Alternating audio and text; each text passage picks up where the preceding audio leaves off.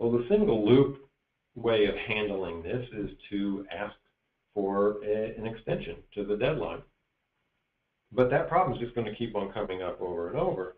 The double loop learning may ask questions like, why is it that entities within the organization assume that it's okay to have fixed price and fixed schedule all the time, knowing that we live in a changing environment and knowing that that scope is always flexible and that we need to be adaptable to change.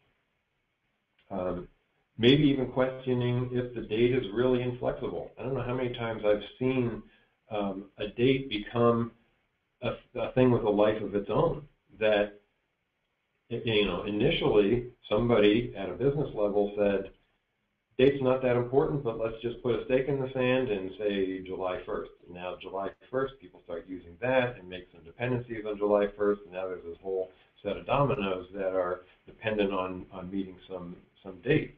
Well, that's not good program management planning, but it also kind of belies the question of why was that a hard date in the first place, and why maybe our project managers or our program managers motivated more by dates than by delivering value. Those are the kinds of inquiry questions that you can ask and probably come up with some pretty obvious ways to solve those through education, through motivation, through leaders stepping up and saying, that fixed price and fixed schedule is not okay, and things like that. So the specific example that's actually a very common one, and kind of shows how this entire structure might work together. So what I've done here is just